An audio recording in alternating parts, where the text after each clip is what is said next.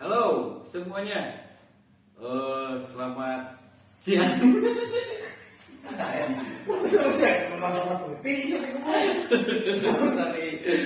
Sorry bro. Oke. Bismillahirrahmanirrahim. Assalamualaikum warahmatullahi wabarakatuh. Jumpa lagi di channelnya Etalase Giriawas ya. Ini mungkin episode yang kedua dari podcast kita. Kebetulan kita jelaskan dulu ya sejarahnya Etalase sebelum kita memulai. Ya, Etalase itu dibentuk oleh pemuda Karang Taruna Giriawas. Nah, Etalase sejarahnya. Nah, di sini kita kebetulan ya bakalan kedatangan tamu di podcast kedua itu, bakalan kedatangan tamu yang sangat spesial, khususnya bagi kaum muda, kaula muda. Mana kaula muda? Nah, beliau ini bintang tamu ini bergelut di bidang pertanian. Jarang-jarang anak muda bertani. Kebanyakan kan anak muda nongkrong. Nah, si bapak ya nongkrong. Nah, di sini saya juga ditemani sama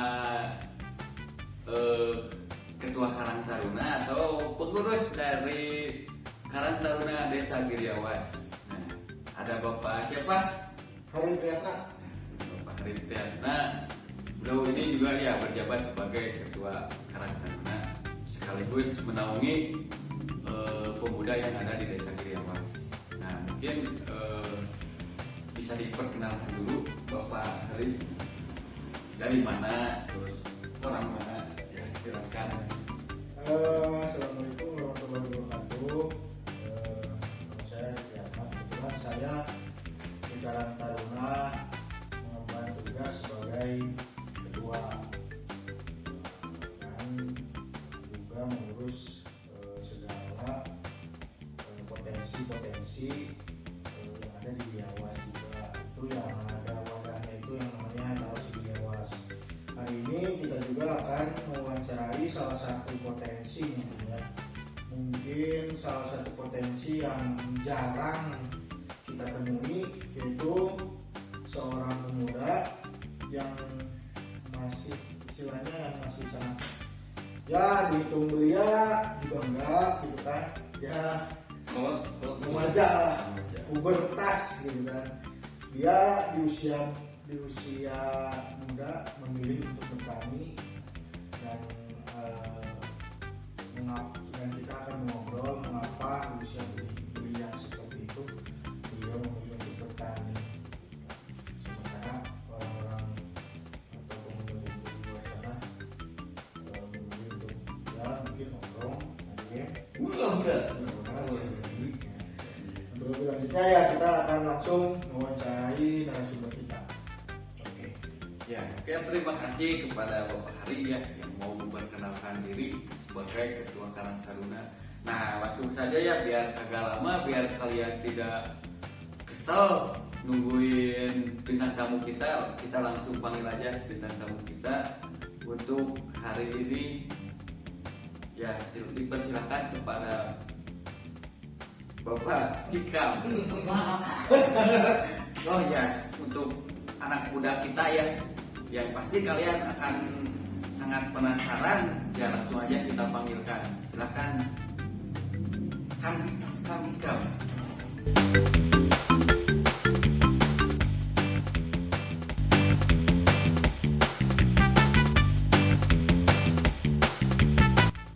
Oke, sekarang kita sudah ada kedatangan narasumber kita. Kita akan langsung aja ngobrol dengan narasumber kita. Mungkin boleh diperkenalkan dulu kepada teman-teman kita, nama mungkin atau alamat gimana? Ya, terima kasih Kang Hari yang telah memperkenalkan saya untuk berbicara. Halo, saya sapa dulu ya rekan-rekan semua, pemuda-pemuda dimanapun kalian berada. Sahabat Etalase. Nah, sahabat Etalase Giriawas, kebetulan kan ini ada di channel Etalase Giriawas. Ya, nama saya Hikam Ibnu Pratama, umur 22 tahun kira-kira segitu. Nah, jadi gimana ini Pak Hari? Ya, mau mungkin bahas tentang apa? banyak yang penasaran juga ya. Setelah kemarin kan ada wawancara dengan salah satu, mungkin nggak tahu produk atau apa ya. Saya mungkin dari sana kan kita belum istilahnya nggak begitu detail mungkin dari wawancara tersebut. Nah, di sini kita akan istilahnya akan menggali lebih dalam sih kenapa seorang Hikam yang istilahnya berusia masih ya bisa dihitung remaja lah, bukan kenapa ini lebih memilih untuk bertani gitu. Nah, penasaran juga kan anak-anak muda teman-teman kita itu kan bahwa sesuatu bukan pekerjaannya, mungkin ini kan bertani itu salah satu penyelamat bangsa. Gitu kan, kalau kita tidak ada pertanian kan kita akan mungkin makan apa? No, enggak kata saya mah. Kalau kita bertaninya di atas ketinggian kan saya selaku pecinta alam nih. Iya. Ini khusus buat yang ada di daerah-daerah ketinggian ya. Misalkan boleh bertani, cuman jangan sampai merusak alam. Nah itu. Jadi contohnya ada di satu daerah ya. Kan si ladang perhutanan diambil alih dengan pertanian sehingga kan menyebabkan erosi, longsor, banjir. Nah, jangan sampai seperti itu dong.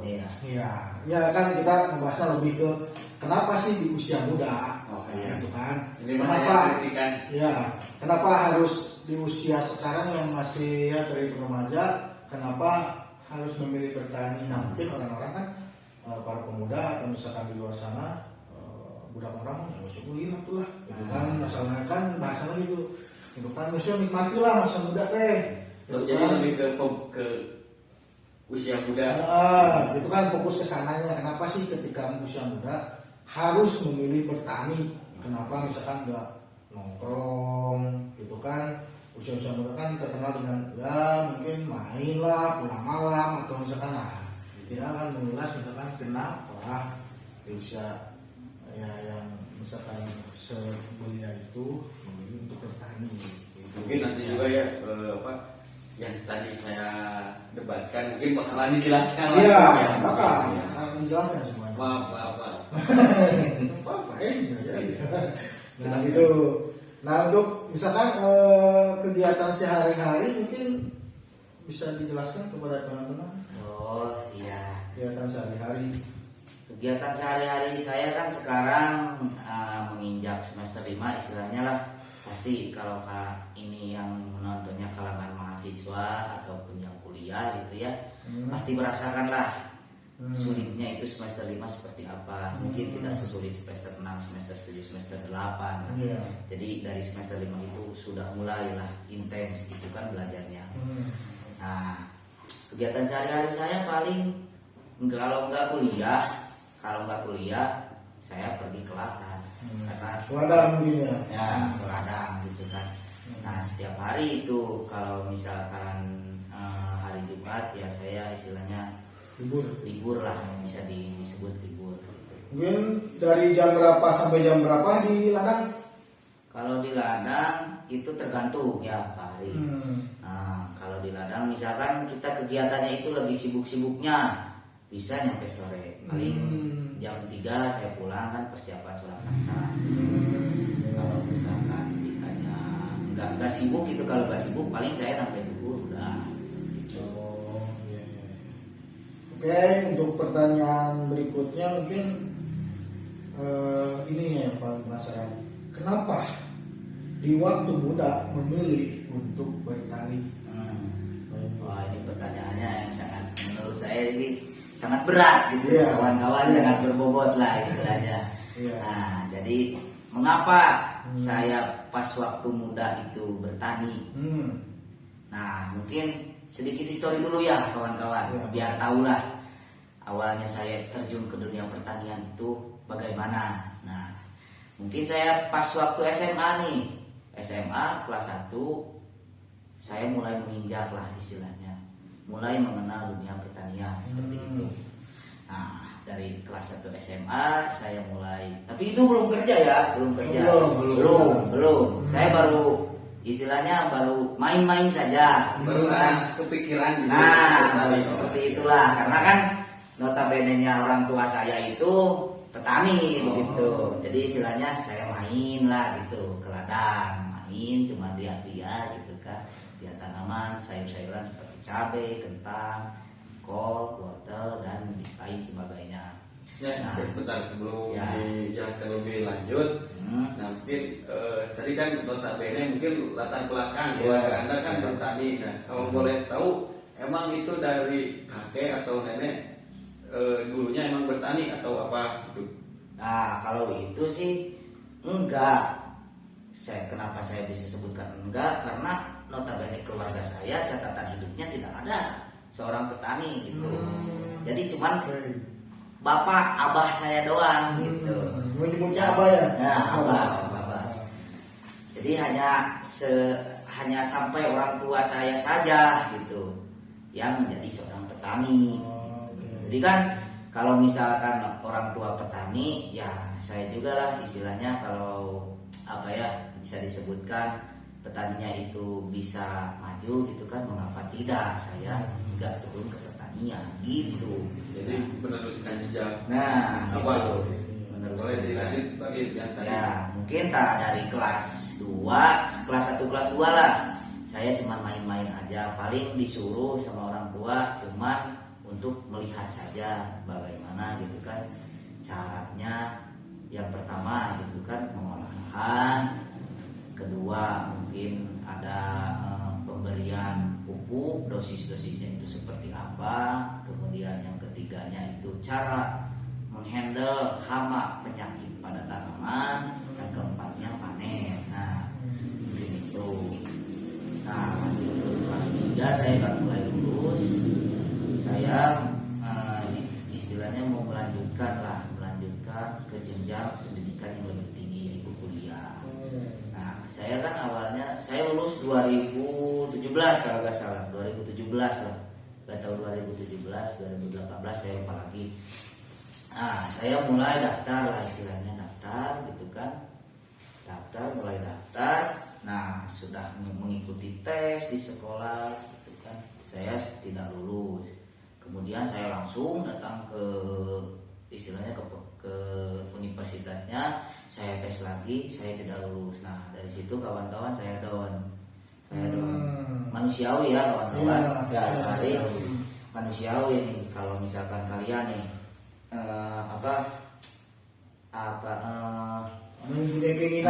punya keinginan kan, tapi tidak sesuai, pastilah kalian bakal down gitu kan. Nah, dari situ saya diem selama 1 bulan, saya gak keluar rumah, saya nggak pergi ke lahan gitu kan, saya diem, ya istilahnya malah merenung gitu kan. Oh, kenapa nih saya nggak keterima? Mungkin ada hal lain yang sebagainya, kekurangan saya mungkin gitu. Nah, dari situ saya mulai berpikir jernih gitu kan. Kalau misalkan saya ini terus diam, nggak ada pergerakan, nah saya bakal hidup seperti ini saja. Nah, dari sinilah saya mulai gitu ya, histori saya terjun ke pertanian. Karena saya teringat, saya pas waktu SMA turun ke lahan. Meskipun saya cuma lihat-lihat saja, belum istilahnya belum bekerja lah, belum terjun secara intens lah gitu.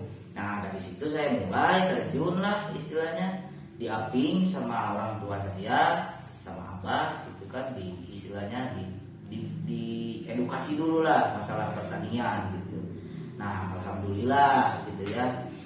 Alhamdulillah saya 2 tahun lah belajar intens di dunia pertanian. Alhamdulillah sedikit-sedikit lah ilmu pertanian saya tahu. Nah, mungkin seperti itu balik. Jadi mungkin dari tidak diterimanya di suatu universitas yang diinginkan ada hikmahnya juga kan? Ya. Jadi dari sana Ikam kan menjadi mempelajari gitu kan, jadi ingin terjun terhadap pertanian gitu kan. Oke, mungkin pertanyaan selanjutnya, kesulitan atau tantangan dalam bertani di usia muda apa? Kesulitan dan tantangan. Kalau menurut saya sih ini pendapat pribadi ya kawan-kawan. Ya. Pendapat pribadi saya sih kesulitannya terjun di dunia pertanian pas waktu muda. Yang pertama itu ego. Kenapa saya bisa sebutkan ego? Ya istilahnya lah Pak Hari pernah muda ya, saya pernah muda gitu kan. Pasti di dalam pikirannya itu cuman main. Pastilah itu main kan. Di dalam pikirannya itu main, masa muda saya harus dihabiskan dengan main. Tapi gini, saya istilahnya saya menginisiatifkan diri lah istilahnya.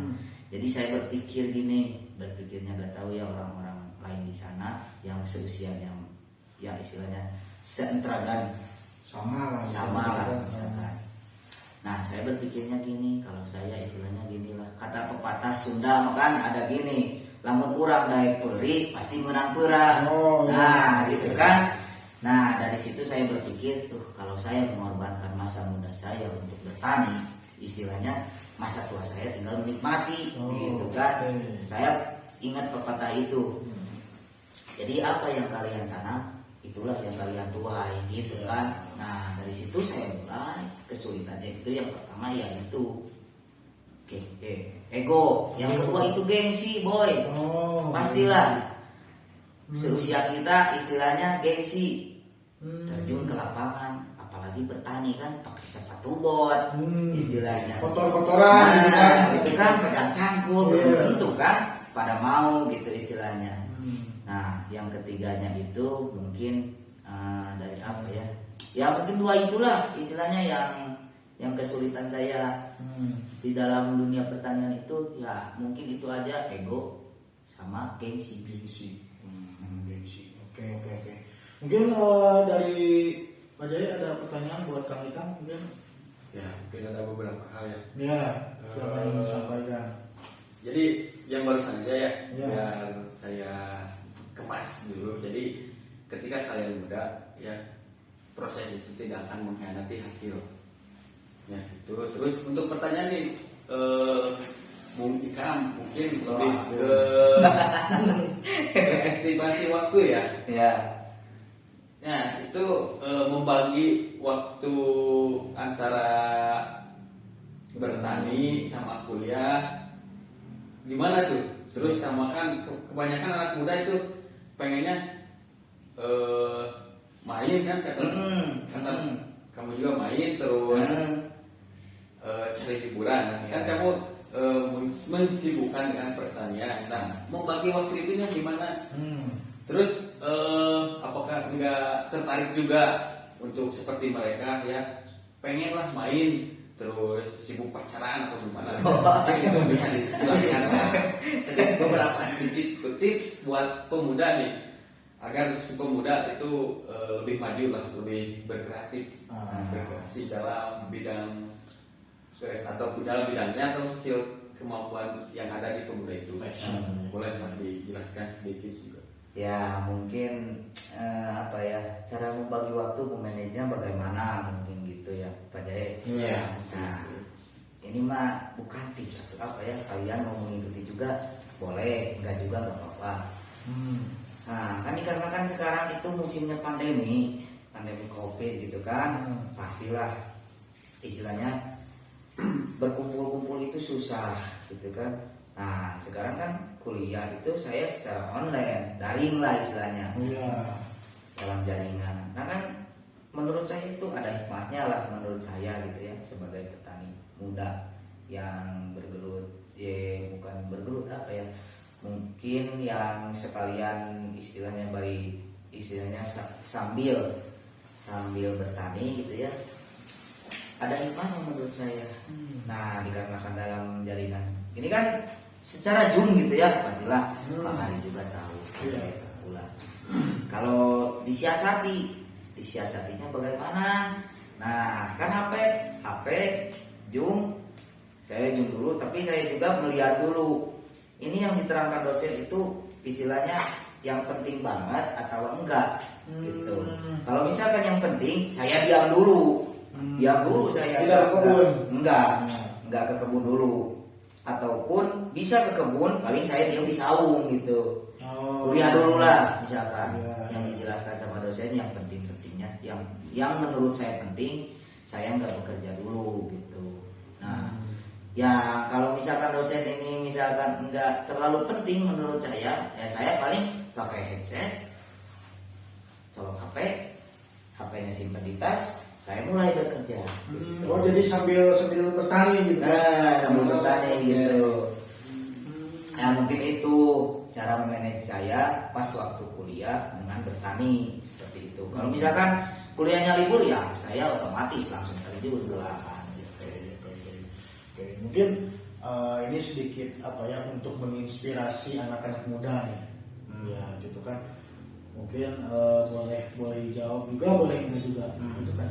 Nih hasil dari bertani itu misalkan dapat berapa sih? Untuk kan Profit keuntungan lah. Ini untuk menginspirasi anak-anak muda juga kan. Misalkan gitu kan silakan mau di rata-rata misalkan ya sebulan dapat berapa atau sekali panen dapat berapa gitu kan. Nah, itu terserah sih. Ya kan? Ya untuk menginspirasi kan yang mau bertani atau misalkan gimana gitu. Nah, kalau itu keuntungan saya bertani, selama bertani gitu ya, profitnya berapa dalam bentuk uang gitu. Iya.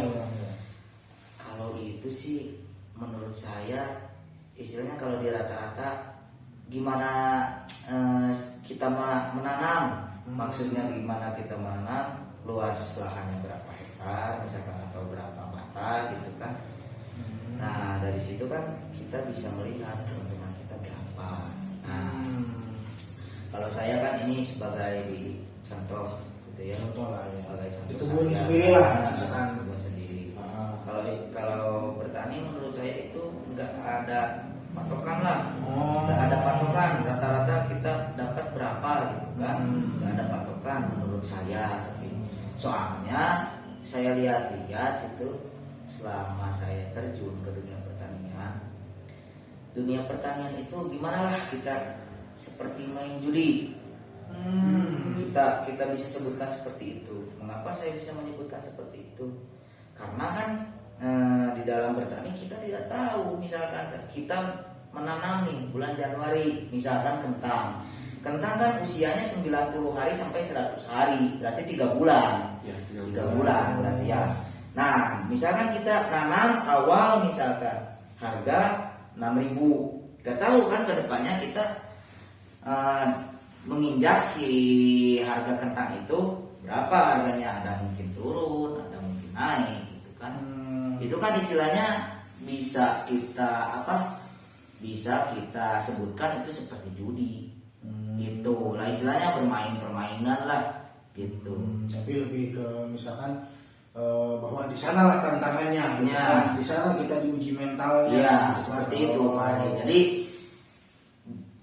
tips dari saya, kalau kalian istilahnya mau terjun ke dunia pertanian, kalian harus yang pertama harus siap dulu mental, kemudian apa yang ingin kalian tanam gitu. Jadi istilahnya kalian harus tahu dulu pasar. Kemudian di daerah-daerah lain sedang menanam apa, otomatis kan hukum ekonomi kalau misalkan yang banyak ditanam pasti harganya bakalan murah. Oh iya. Berarti kita nanam yang jarang. Nah, kalau kita ingin mendapat keuntungan, nah seperti itu Pak Ari. Jadi informasi yang istilahnya kita ke pasar juga harus tahu ya. Ya. Posisi misalkan nih supply yang lagi banyak itu apa? Iya, Terus seperti itu. petani-petani lain yang banyak sekarang apa? Berarti itu kan harus kita hindari kan? Iya. Untuk mengantisipasi bahwa supply akan banyak. Nah, seperti itu. Kan terus harga juga kan kalau supply banyak kan secara ekonomi kan ambrol. Iya. Kan? Iya. Anjlok lah, murah lah. Murah. Sebutnya tuh. Gitu.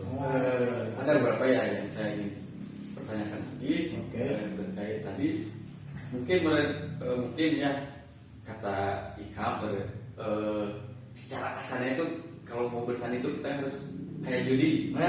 Ya, Iya. kalau menurut saya sih secara halusnya mungkin bertani juga bisa disebut investasi ya. Iya. Investasi ke depannya. Nah, terkait pertanyaannya saya mau menanyakan nih, di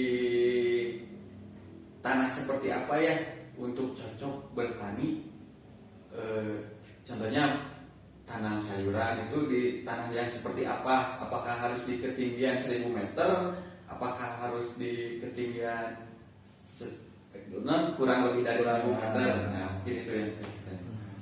Nah, menjawab dari pertanyaan dari Kang Jahe, kalau masalah tanah, yang saya tahu, tapi ya Kang Jahe ini mah, ya saya juga lah. Kalian tahu saya juga masih kuliah, ilmu saya belum mumpuni lah kalau menjawab istilahnya secara intens gitu ya.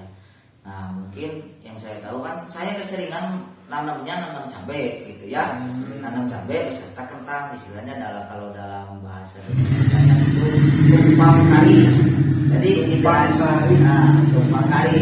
Ya pastilah teman-teman pada tahu gitu ya apa itu istilahnya tumpang sari. Nah jadi di dalam satu lahan itu saya menanam 2 tanaman, 2 varietas gitu kan. Tapi dalam satu lahan. Nah, dalam satu lahan gitu. Jadi tumpang sari kan seperti itu. Nah, saya suka menanam kentang serta cabai keriting. Mengapa? Karena Kang Hikam selalu menanam itu. Nah, yang saya pelajari secara teori gitu ya. Yang pertama, kalau kita menanam cabai dan kentang, istilahnya modal kita bisa diraup dari kita menanam kentang. Nah, kalau misalkan gitu, nah jadi keuntungannya kita dari cabai itu. Oh, ya. Nah, menjawab dari pertanyaan Kang Jahe masalah tanah, kalau mau menanam tanaman kentang gitu kan. Nah, kalau mau menanam tanaman kentang itu minimal ketinggiannya itu 900 meter di atas permukaan laut.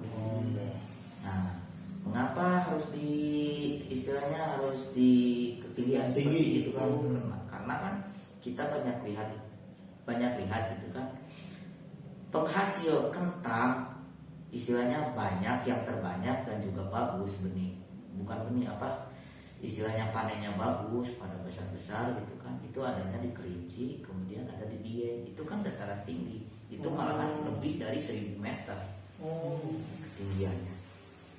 Itu berlaku cuma untuk kentang atau sayuran yang lain? Nah, kalau itu saya belum tahu. Tapi kan ini pengalaman saya ya. Pengalaman saya dan saya tinjau juga kan. Yang lebih bagus itu kalau tanaman kentang ditanamnya di ketinggian 900 meter ke atas. Gitu. Jadi enggak sampai 2000 lah. Jadi sampai 1500 seperti itu. Ya, kalau misalkan cabai juga sama. Jadi adalah cabai gitu. Gimana varietasnya ya menurut saya?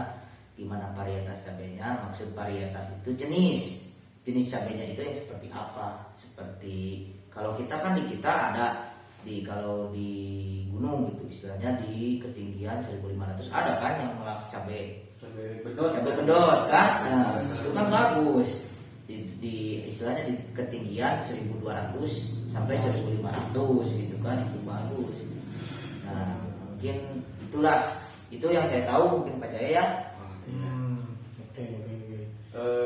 Satu lagi boleh ya? Boleh. Nah, jadi gini ya, kan saya itu bergelut di bidang pecinta alam.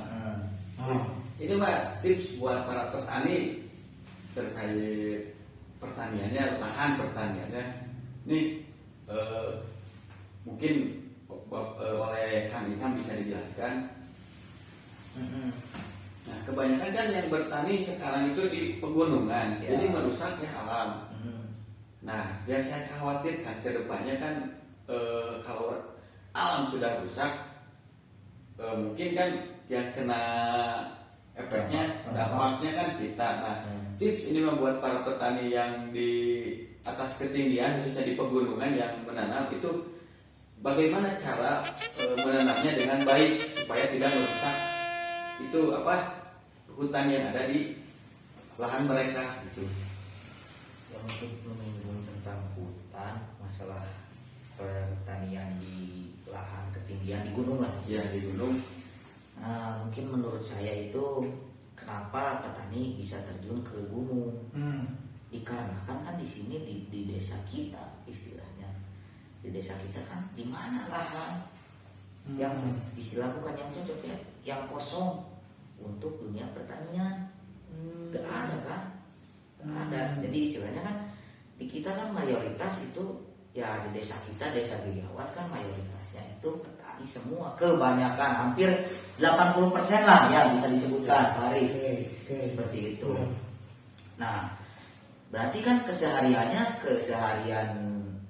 di desa kita itu pergi bertani istilahnya. Mereka mempunyai uang itu kalau nggak bertani dari mana? Gitu kan istilahnya. Sedangkan mereka kan perlu makan, perlu ya istilahnya lah memenuhi kebutuhan.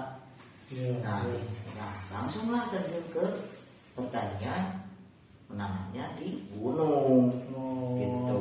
Karena mereka juga mungkin karena keterbatasan lahan. Bukan sebenarnya bukan tidak mau menanam di sini.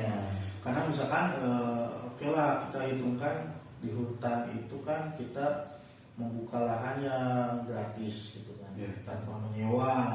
Oh gratis juga? Gratis itu kan, gratis yang saya tahu ya, gratis. Terus kan sedangkan modal mereka itu mungkin pas-pasan, atau misalkan ya budgetnya belum cukup lah untuk menyewa misalkan di daerah ya di kaki gunung atau di bawah kan, di desa misalkan gitu. Kalau menyangkut modal mungkin ini kalau menyangkut modal, kalau kita bertanam di atas ketinggian mungkin kan itu akomodasinya bakal nambah lagi.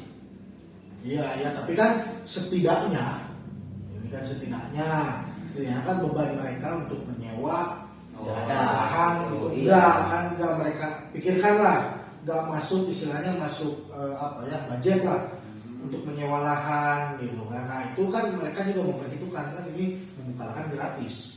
Kita akan buka misalkan lahan 1 hektar 2 hektar lah gitu kan, untuk pertanian gitu kan. Mereka kan istilahnya tidak membutuhkan budget untuk menyewa itu, mungkin arahnya ke sana. Tapi kan kita fakta di lapangan kita harus tinjau kembali kenapa mereka bertani di gunung, apa alasannya sehingga mereka harus bertani di gunung gitu kan. Nah itu harus ya kita akan edukasi lagi. Terus kita juga akan mendatangkan juga narasumber yang istilahnya bertani di gunung untuk lebih jelas kan mereka kenapa sih bertani harus di gunung gitu. Ya, nah yang saya tanyakan tadi itu memang ya terkaitnya itu ada ya keterkaitan dengan itu. Ya. Cuman buat yang bertani di gunung bukan tip ya, jadi semacam ilmu lah. Ya mungkin saran. Nah cara bertani yang aman itu agar tidak merusak lingkungannya itu dengan cara gimana? Oh, iya nih saya paling sebenarnya nggak ada tips ya, jadi kalau misalkan bertani di ketinggian istilahnya di gunung kan sebenarnya itu dampaknya sangat besar gitu kan. Ketika kita musim hujan seperti sekarang kan, masuk ke istilahnya masuk ke musim hujan istilahnya kan. Kalau lahan gundul nih, saya mau tanya ke Pak Jaya, kalau lahan gundul kan istilahnya si air itu nggak bisa tertopang oleh pohon, mengakibatkan banjir kan. Dulu juga sempet nih, Pak Jaya lah pasti tahu, Pak Hari juga pasti tahu, di daerah Garut kan pas waktu itu nggak tahu tahun berapa ya, pas banjir bandang. Oh iya kan? Masa 2017. Itu kan habis tuh lahan di gunung itu seperti di sini kan di Pamalayan istilahnya, di Cigedu kan hampir setengahnya lahan gunung itu habis oleh pertanian. Berarti menurut saya ini mah nggak ada tips menurut saya mah, itu mah istilahnya mah adanya itu cuma kerugian saja gitu. Jadi istilahnya lebih baik di istilahnya di lingkup daerah kita itu jangan sampai ke gunung. Di dunia pertanian kan tak perlu ditanya di tanah saja, bercocok tanam tuh. Nah, saya memberitahu ya, kalau kalian misalkan nggak punya lahan nih kawan-kawan, kalian kan pasti bisa lah istilahnya belajar tentang hidroponik gitu kan. Hidroponik itu gak perlu lahan yang besar menurut saya, di pinggir rumah juga, di bahai-bahai juga bisa sebenarnya. Jadi mungkin gimana ya, istilahnya mah harus ada edukasi lah maksudnya. Nah seperti ini kan, channel seperti ini menurut saya baik lah, bagus gitu kan. Etalase kita membuat Karang Taruna membuat etalase Giriawah, gitu kan, kita bisa mengedukasi gitu kan. Nah saya beritahu gitu kan. Nah ini kan program, bukan program ya, di bawah naungan desa gitu kan. Nah hari ini Pak Jaya kan selaku ikut berkecimpung di dunia pemerintahan. Cobalah gitu kan, ini masukan dari saya selaku istilahnya Karang Taruna, saya juga masukan dari saya, cobalah lebih diedukasi lagi lah petani itu. Nah misalkan susah kan, pasti tantangannya itu susah ya, hari. Nah susahnya bagaimana kan, kebanyakan petani-petani kita itu di sini di daerah kita lah istilahnya, yang tua-tua istilahnya di atas 40 tahun ke atas. Kalau usia 40 tahun ke atas kan istilahnya mau mikir kayak instan gitu. Jadi istilahnya mah pengen langsung lah. Nah dengan adanya ini kan kita bisa mengedukasi bareng-bareng lah istilahnya. Nah kita kan nggak bisa langsung terjun gitu kan, kita juga harus dinaungi oleh Karang Taruna gitu kan. Nah kita tinggal berbicara nanti gimana baiknya gitu kan ke desa apa gimana gitu kan, lihat sebenarnya ada potensi misalnya di dunia pertanian gitu kan. Ampun ya Pak Jaya, Pak Hari, bukan saya ingin mau dibantu istilahnya. Kenapa? Saya itu maksudnya tapi kan saya ingin istilahnya merubah sedikitnya mindset pola pikir dari istilahnya pemuda-pemuda yang ada di sini gitu. Jadi misalkan ada orang tuanya yang petani, kita perlu ke gunung lah gitu kan. Istilahnya kita bisa meringankan beban, cukup di rumah saja gitu kan. Cukup di rumah saja kita budidaya misalkan tanaman apa gitu kan, kol itu kan bisa pakai hidroponik, pakai air gitu kan kalau hidroponik itu. Nah bagaimana caranya? Nah ya seperti inilah kita buat acara seperti ini gitu kan, buat mengedukasi. Nah nanti kita bisa buat lagi gitu kan, masukan dari saya langsung nggak di ruangan gini, langsung kita terjun ke lapangan. Biar lebih jelas itu seperti apa. Nah mungkin ya palinglah seperti itu saya, biar lingkungan kita tetap terjaga gitu kan, lestari alam juga dapat terjaga gitu kan. Dan bertani menurut saya itu gak perlu terus tanah gitu kan. Ada media lain seperti hidroponik kan. Kalau enggak bertani juga kita buat pembenihan. Penyemayan ya. Penyemayan kan kita jual-jual bibit bisa kan, itu keuntungannya lebih besar menurut saya. Jadi istilahnya mah harus ada edukasi lah dari istilahnya dari kalau kita mengimpunya secara pemuda gitu ya, pemuda kan dinaungi oleh ini Karang Taruna gitu kan. Nah dari situ kan kita bisa, ada Karang Taruna kan bisa ngobrol langsung ke desa. Tuh.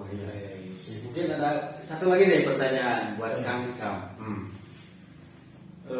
Kenapa sih kan tadi dijelaskan yang sudah di alam itu cuma menanam cabai kan sama Kentang. Nah, kan zaman sekarang anak muda tuh disibukkan dengan kopi. Ya. Apakah nggak mencoba untuk hal yang baru? Contohnya ya menanam kopi, memproses gimana? Ya. Mungkin saya juga ada suatu keinginan, tapi kan itu istilahnya resikonya tinggi. Kan tadi saya jelaskan juga kalau bertani itu resikonya tinggi. Tuh. Kalau kita misalkan mau keuntungan besar, pastilah perlu modal yang sangat besar. Bukan saya tidak mau, bukan saya nggak bisa gitu ya. Bergelut di dunia kopi dari mulai menanam sampai ngolah. Ya kalau saya belajar sih saya bisa, tapi istilahnya yang udah terkuasai oleh saya cuma itu. Jadi bukannya saya nggak mau mengembangkan gitu. Saya juga ada kepikiran paling saya di dunia nanti terjun lagi ke pembenihan benih ketan. Kita membuat istilahnya ini saya baru rencana ya, mudah-mudahan terlaksana gitu ya. Nah, pembenihan benih ketan itu kan menurut saya itu kita bekerjanya di nggak capek, pinggir rumah juga bisa gitu kan, nggak perlu lahan yang besar. Nah, kebutuhannya yang besar gitu. Soalnya saya lihat kan kebanyakan ya istilahnya mayoritas kan tadi saya sebutkan di desa kita petani. Nah, kalau coba kita masukkannya benih-benih dari kita ke petani-petani, istilahnya di sini kan banyak. Kita dapat meraup keuntungan yang sangat besar menurut saya seperti itu. Oh iya. Jadi Bukannya nggak mau ya PKE. Jadi istilahnya saya harus belajar lagi dari nol. Sedangkan kan kalau belajar dari nol kan perlu beberapa tahun saya belajar gitu mengenai kopi, benih kopi yang bagus seperti apa, cara mengolahnya seperti apa gitu kan. Nah mungkin seperti itu bukannya saya gak mau. jadi Soalnya proses yang lama. Iya. Oh, jadi bukannya gak mau, tapi lagi memperdalam mungkinnya, memperdalam yang sudah ada Ya. gitu ya, untuk dikembangkan lagi. Ya. Iya. Oke, tadi juga terima kasih masukannya gitu kan untuk orang-orang Taruna juga gitu kan, itu sangat berarti lah Ya. gitu kan masukannya. Terus kita juga akan terus mengedukasi anak muda terus orang tua juga gitu Ya. kan dengan pertanian, bagaimana istilahnya cara bertani yang ya mungkin nggak merusak lingkungan gitu. Nah, gitu. Seperti itu. Mungkin oke, terima kasih. Untuk pertanyaan terakhir nih, ya. Bukan pertanyaan sih, mungkin diminta untuk saran dan semacam untuk anak-anak muda. Untuk anak-anak muda sekarang kan masukannya supaya istilahnya inginnya walaupun tidak dalam bertani gitu kan, mereka menggeluti skillnya mereka. Gimana nih saran dari kami Kak sebagai petani milenial? Nah, mungkin saran dari saya ya kepada semua gitu ya, terutama pemuda di Giriawas, desa Giriawas, ayolah gitu kita mulai sama-sama. Jadi rubahlah mindset kalian, rubah. Mengapa saya harus istilahnya menekankan mindset kalian harus dirubah? Karena kalau mindset kita stuck misalkan kita mindset kita itu saya kurang menguasai jadi tukang tani ngikut ubahlah. Jadi kalau kita rubah mindset kan pertanian itu sangat luas. Kalau kita kembangkan terus, sekarang kan teknologi semakin tinggi lah, istilahnya semakin maju, semakin canggih. Coba kita pergunakan gitu kan. Nah kemudian syarat yang selanjutnya itu yang pertama rubah mindset kita, yang pertama. Yang kedua kita harus berani merelakan masa muda kita untuk berjuang. Jangan hura-hura ya, bukan jangan main perlu, refreshing perlu, tak mumet gitu kan. Jadi jangan terlalu diam di zona nyaman gitu. Keluarlah dari zona nyaman gitu kan. Kalian tuh jadi jangan istilahnya kalian enak-enakan terus lah. Jadi kalian harus terjun juga, capeknya juga ada gitu kan. Jadi istilahnya ayolah gitu kalian terjun meskipun nggak di dunia pertanian gitu, terhadap skill mereka masing-masing gitu. Nah kemudian nih saran ini masukan, mungkinnya bukan saran gitu, masukan dari saya ini, terutama dari saya pribadi ke Karang Taruna. Mungkin Karang Taruna itu istilahnya harus bisa menyatukan menyatukan seluruh pemuda kan. Di desa kita banyak ya, RW gitu kan, berapa RW Pak Hari? Sekarang sudah kurang lebih 13. Nah, 13 cewek kan, dari setiap rumah pasti ada pemudanya. Nah, mungkin istilahnya ayolah kita bareng-bareng aja gitu kan, aja buat apalah istilahnya mah mengembangkan skill-skill mereka gitu. Bisanya itu skill mereka itu di mana gitu, bagusnya itu seperti apa, nah, di dunia pertanian ataupun di dunia bisnis seperti apa. Berarti kan kalau gitu masuknya Pak Hari nanti kan pasti berdialog lah sama anggota-anggota desa. Nah seperti itu. Nah misalnya dari saya satu lagi, mungkin jangan malu kalau misalnya kalian petani. Jangan malu istilahnya kalian terjun pas waktu muda di dunia pertanian. Karena nih abah saya pernah bilang suatu saat petani akan menjadi raja. Kalau abah saya bilang. Setelah saya dipikir-pikir memang benar. Karena kan petani itu menurut Insinyur Soekarno, petani itu penjaga tatanan negara Indonesia. Misalkan kalau petani nggak ada, kita mau makan apa? Masa kita mau harus istilahnya mengandalkan ekspor atau impor itu kan dari negara-negara lain itu kan nggak mungkin lah. Sedangkan kan negara kita itu disebut negara agraris. Kalau misalkan petaninya nggak ada, bisa disebut negara agraris ya tidak kan. Jadi ayolah kita istilahnya yang bergelut di dunia pertanian jangan malu.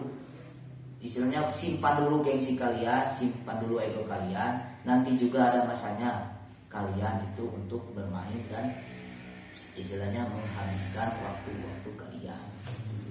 Mungkin segitu Pak. Oke, akhirnya begitulah ternyata di dunia pertanian itu ternyata tidak sesimpel yang kita kira. Ternyata banyak hal yang memang harus kita pelajari, harus kita tekuni, harus kita sharing gitu kan. Jadi banyak hal yang memang faktor-faktor yang menunjang terhadap pertanian itu tersendiri gitu kan. Oke lah, untuk podcast kali ini atau misalkan untuk ngobrol-ngobrol santai kali ini kita mendapatkan banyak ilmu, alhamdulillah. Mungkin kalau ada next episode ya kalau yang bertani ya. Soalnya kan ke apa? Ya, lahannya belum. Ke lapangannya kan belum. Oke, gimana sih cara penanamannya yang jadi nggak dibahas di sini lah. Iya, nanti kita akan ke lokasi juga. Biar lebih jelas ya. Kasih ya. Situ terima kasih. Saya Hari Priyata, Kang Hikam dan Kang Jahil undur diri. Assalamualaikum warahmatullahi wabarakatuh.